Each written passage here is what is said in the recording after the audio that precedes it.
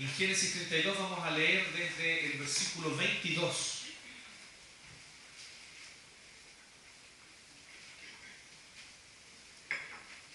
hasta el final, que es el versículo 32. Así que Génesis 32, del 22 al 32.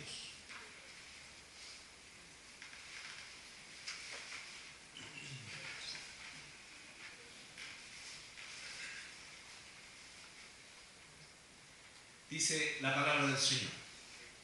Y Jacob se levantó aquella noche y tomó sus 2 mujeres y sus 2 siervas y sus 11 hijos y pasó el vado de Jaboc. Los tomó pues e hizo pasar el arroyo a ellos y a todo lo que tenía. Así se quedó Jacob solo y luchó con él un varón hasta que rayaba el alba. Y cuando el varón vio que no podía con él, tocó en el sitio del encaje de su muslo y se descoyuntó el muslo de Jacob mientras con él luchaba. Y dijo: déjame, porque raya el alba. Y Jacob le respondió: no te dejaré si no me bendices. Y el varón le dijo: ¿cuál es tu nombre? Y él respondió: Jacob. Y el varón le dijo: no se dirá más tu nombre Jacob, sino Israel, porque has luchado con Dios y con los hombres y has vencido. Entonces Jacob le preguntó y dijo: declárame ahora tu nombre.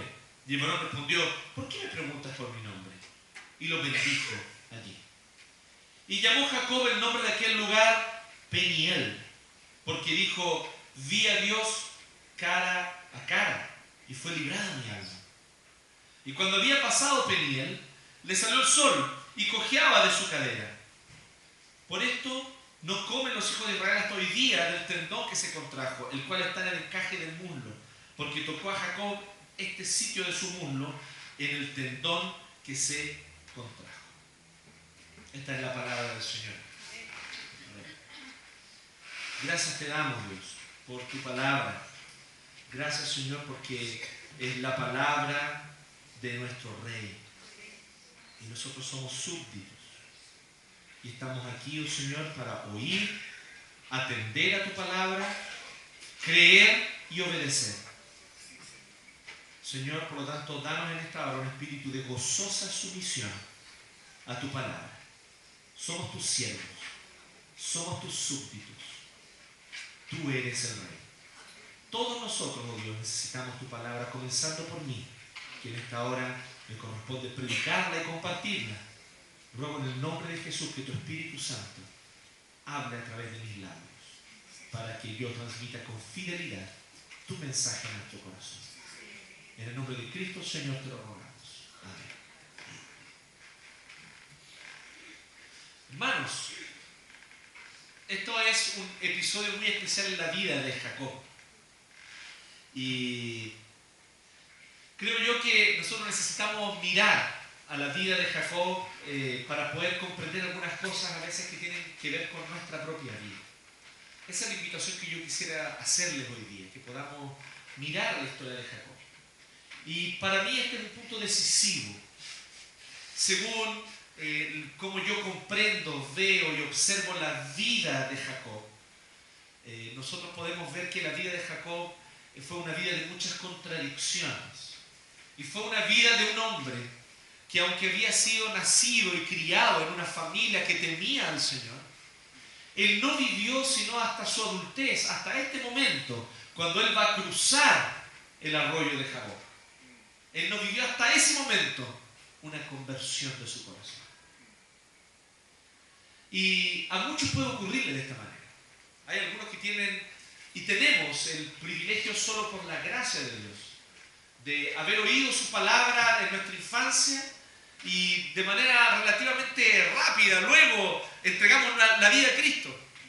Cuando niños aún, otros adolescentes, y tenemos este encuentro con el Señor y esta experiencia de conversión que Dios ejecuta en nuestro corazón. Pero hay otros que a veces puede pasar un largo tiempo Y durante este tiempo se ven vaivenes hasta que entregan por fin su corazón a Cristo. Hasta que por fin son convertidos por el Espíritu de Dios al Señor. Y esa experiencia de conversión llega tal vez, podríamos decir en términos humanos, meramente humanos, no para Dios, que les llega un poco tarde. Y esta es la experiencia de Jacob. Nosotros tendemos a pensar que Jacob era un hombre creyente desde siempre. Pensamos nosotros que este hijo de Isaac y nieto de Abraham, con el privilegio de haber sido criado en la que muy probablemente era la única familia creyente de ese tiempo. Nosotros pensábamos de que este debe haber sido un hombre que realmente vivió su fe. Pero quien piensa eso es porque no has leído la Biblia. Necesitamos ir más allá de las historietas bíblicas. Necesitamos ir más allá de las historias con franelógrafos que se pasaban en la escuela dominical. No sé cuántos de ustedes conocieron el franelógrafo, ¿sí? Lo conocieron, maravilloso instrumento. Y cuántas clases uno aprendió ahí, Y a veces la profesora había pocos recursos, así que el mismo bonito que una semana era Samuel, la semana siguiente era el profeta Jeremías y vamos nomás, ¿sí? Había que reutilizar, ¿no?, el material.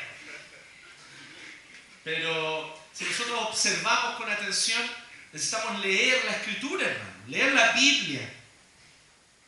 Y cuando leemos la Biblia, cuando leemos la Escritura, vemos en Jacob un sinvergüenza. Y es el patriarca de las 12 tribus de Israel, hermano. Ascendiente directo de nuestro Señor Jesucristo. Y era un sinvergüenza. Un usurpador. El nombre Jacob, de hecho, puede ser traducido literalmente como usurpador. ¿Qué podemos nosotros mirar a la vida de Jacob y darnos cuenta como en un espejo de que mi vida y tu vida también son como la vida de Jacob? Y que en muchos momentos nosotros nos encontramos también con estas contradicciones. Muchas veces nosotros tenemos también un asentimiento intelectual con respecto a la fe que hemos heredado de nuestros padres, pero no una experiencia real de corazón, de un encuentro vivo con el Espíritu del Señor. Y nosotros miramos, por lo tanto, aquí a Jacob y podemos ver una escena que es una de las escenas más brutales de la Biblia, hermanos. Jacob está luchando con un varón en medio de la noche. Y este varón, amados hermanos, es Dios mismo, que en forma humana, en medio de la noche, se aparece a Jacob, porque este es el momento que Dios decidió, que Dios escogió para encontrarse con Jacob y transformar su corazón. Porque este fue el momento que soberanamente Dios quiso, en medio de una madrugada, en medio de una pelea, doblegar el corazón de Jacob. Este fue el momento que Dios escogió para hacer. Y muy probablemente, hermanos, tú puedas encontrarte en esta hora en una lucha con Dios también. Por crisis, por dudas, por situaciones difíciles, por decisiones que debes tomar y no sabes cómo tomarlas. Por encrucijadas donde tú te encuentras en este momento, mi amado hermano, hermana. Por un dolor, una pena en tu corazón. Por la pérdida de un ser querido. Por la pérdida de algún negocio, de algún trabajo, de alguna situación que para ti se veía esperanzadora y de repente se derrumbó. Jacob lucha con Dios en este momento. Y quiero que nosotros miremos una cosa. Y yo quiero apuntar, como decía ayer en broma en la conferencia que tuvimos, 3 cosas. Quiero apuntar 3 cosas. Y yo bromeaba, decía que los presbiterianos nunca decimos ni 2 ni 4, decimos 3 cosas. Siempre en los sermones. Y quiero yo apuntar en 3 aspectos que nosotros podemos ver en la vida de Jacob y que guarda relación con la nuestra. La primera es que nosotros miramos atentamente en la vida de Jacob, vemos de que estamos en una búsqueda insaciable, al igual que Jacob. Y esta búsqueda es una lucha. Miren cómo nos dice el texto, dice que se levantó aquella noche Jacob. ¿De dónde venía Jacob? Jacob venía de salir de la casa de su suegro. ¿Quién era su suegro? Era un hombre llamado Labán. ¿Y quién fue Labán?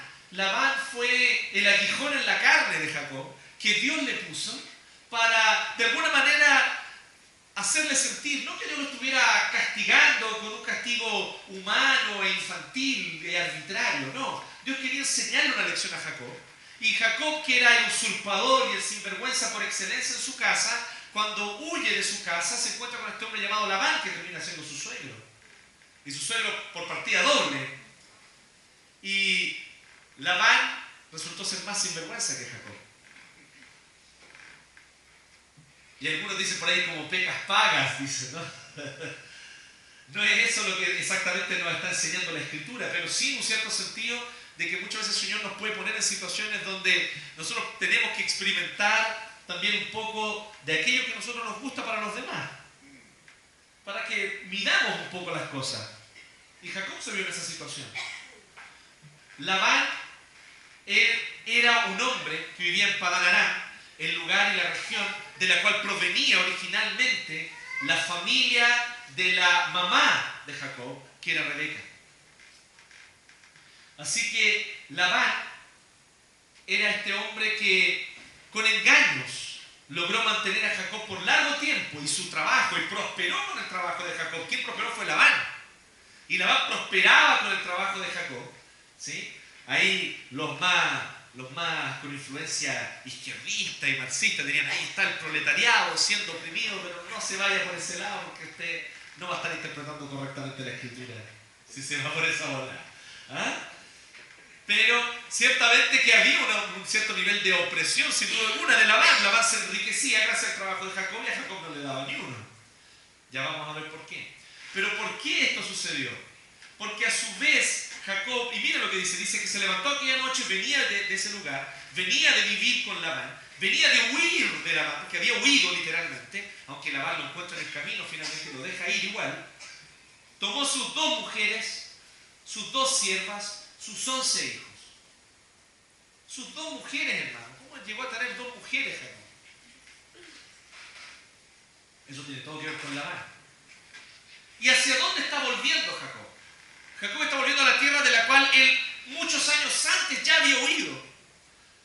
Huye de la casa de Labán, pero antes de eso él había llegado a la casa de Labán porque ya venía huyendo de su propia casa. ¿Por qué Jacob huye de su propia casa? Vemos a un hombre que en conflicto constante. Es solo cosa de mirar y leer atentamente el texto. Jacob es un hombre que no está en paz. Jacob es un hombre que está lleno de conflictos y crisis. Jacob es un hombre que busca constantemente algo que no logra encontrar. Busca constantemente algo que no llena su corazón con nada. Jacob se llama el usurpador. Ese es lo que significa el nombre de él. Y le pusieron este nombre porque cuando nació eran gemelos, eran mellizos con su hermano, que era Esaú.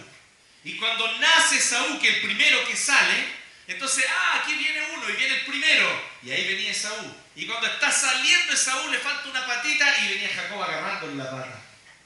Como diciendo, vos no vayas a salir sin mí.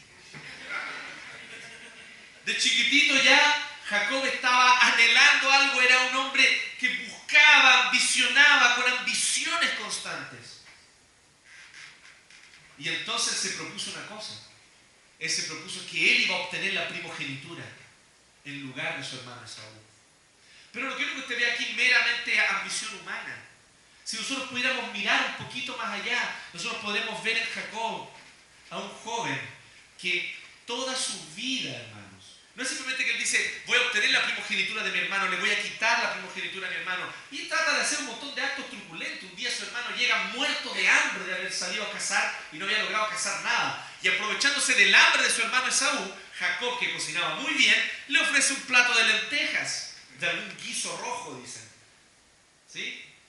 Y viene y le ofrece algún plato, muy probablemente de algunas lentejas preparadas con algún tipo de ingredientes que lo dejaban rojito. Y él dice, oye, dame ese plato, te lo doy, pero si me vendes tu primogenitura.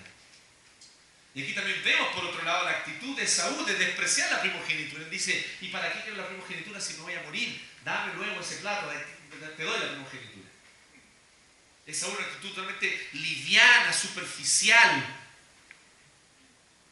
Pero había un tema. Isaac, hombre temeroso del Señor. Isaac, hombre que amaba al Señor y que había conocido al Señor y creía en Él. Sin embargo, Isaac cometió un grave pecado. Isaac tenía un favorito. Isaac prefería a Esaú. Porque Esaú era fuerte. Esaú salía a cazar y le traía animales y le preparaba un asado. ¿Y qué padre no se deleita en un hijo que prepara un buen asado? El problema no es que simplemente se deleitara en el asado de su hijo, sino que él tenía claras preferencias por Esaú. Esaú era más fuerte. Esaú era peludo, nos dice la Biblia. Que era peludo, con los brazos peludos. Parecía el capitán Cavernícola. Se me cayó el carné ahí, ¿no? Y ahí Esaú peludo, fuerte, cazador, con el olor del campo, con el olor del sudor, ¿cierto? Este era el hijo favorito de Isaac. Jacob era lampiño, faldero, criado en las faldas de su mamá. Tal vez un poco incluso por pena de su mamá, que notó desde chiquititos que su papá prefería a Esaú. Y tal vez usted sabe de lo que yo estoy hablando. Tal vez usted me entiende de lo que estoy hablándole. Y no importa los años que usted tenga. Tal vez usted todavía lleva una marca en su corazón de haberse sentido despreciado por su padre. O de haberse sentido menospreciado por su padre. O de haber sentido que no eras valioso para tu papá o para tu mamá. Y eso marca el corazón, no solo de un niño, marca el corazón de cualquier persona por el resto de su vida. Sentir constantemente que necesito agradar a alguien que es imposible de agradar. Que hay una persona sobre mí que debiera cuidarme, protegerme y decirme que soy amado y aceptado, pero en vez de eso está constantemente poniéndome condiciones que nunca logro cumplir, para entonces poder decirme que me ama y que me acepta. Tal vez tú te criaste bajo el alero de un padre así. De un padre que simplemente tú no lograbas cumplir el estándar. Nunca. Para que Él se agradara de ti. Y eso marca el corazón.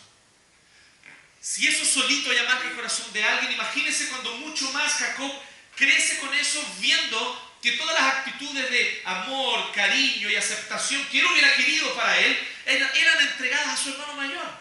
Eran entregadas a Esaú. Así que Jacob busca desesperadamente la bendición de su padre. Su corazón está vacío, su corazón está anhelando, su corazón está sediento. Y él dice, tengo que obtener la bendición de mi padre. Tengo que tener valor ante los ojos de mi padre. Tengo que algún día poder mirar a mi padre en los ojos y ver en sus ojos que él de verdad se agrada de mí. Y en esta búsqueda desesperada, ya adulto, un día él escucha por su madre de que su papá Isaac iba a darle la bendición de la primogenitura a Esaú. Así que le dijo, Esaú, anda a cazar y caza un animal y prepáralo como a mí me gusta, yo te voy a esperar aquí. Isaac a esa altura estaba tan viejito que ya estaba ciego. Jacob, coluido con su mamá, se disfraza y se hace pasar por Esaú para poder tener la bendición. Dígame si puede haber una escena más patética de un joven desesperado por encontrar aceptación ante los ojos de su padre. Y este es Jacob, que prepara un animal, que llega donde su padre, que se pone pieles para poder parecer más peludo porque él era lampiño, que se pone las ropas de su hermano para poder oler como su hermano, que va a engañar a su padre ciego ceguera de su padre para engañarlo y tomar el lugar y de una buena manera, incluso trágica manera, honrar su nombre. Ser de verdad un usurpador. Usurpar un lugar que no le correspondía. Y él llega ante su padre Isaac, disfrazado de su hermano, y le reclama la bendición. Isaac sospecha algo. Sí, hueles como Esaú. A ver, pásame tu brazo. Sí, tu brazo es peludo como el de Esaú, pero tu voz es como la voz de Jacob. Pero aún así, el padre lo bendice. Y le da la bendición de la primogenitura en un acto que nosotros tenemos que entender, en un acto propio de la antigüedad, un juramento solemne como firmar un contrato ante notario hoy en día. Era algo que tú no podías llegar y deshacer. Tú dabas tu palabra, tú dabas la bendición y eso no podía volverse atrás bajo ningún motivo. Así que cuando llega Esaú después de Jacob para pedir su bendición, Isaac dice: ¿pero qué pasa si yo te acabo de dar la bendición recién? No, si yo acabo de llegar, ¿de qué me estás hablando? Y entonces se da cuenta que le había dado la bendición a Jacob en vez de a Esaú. Y entonces a Esaú le pronuncia una bendición secundaria. Así que Jacob tiene que huir de su propia casa, tiene que huir de su propia familia. ¿Sabes tú por qué? Porque Esaú amenazó de muerte a Jacob. Jacob, amenazado de muerte por su propio hermano, huye. Así que no le va bien en la búsqueda de aceptación de su padre. No le va bien por ahí a Jacob. Pero él llega a una tierra que se llama Padan Aram, y allí entonces, cuando él se encuentra con la familia de su madre, él conoce a una joven que se llamaba Raquel. Y ella era muy hermosa. Y tenía una linda figura. Y era muy codiciada por todos los hombres. Era una chica joven, bonita, con linda figura. Y todos querían tener una mujer como ella. Jacob la mira y se enamora de ella. Así que él trata de llegar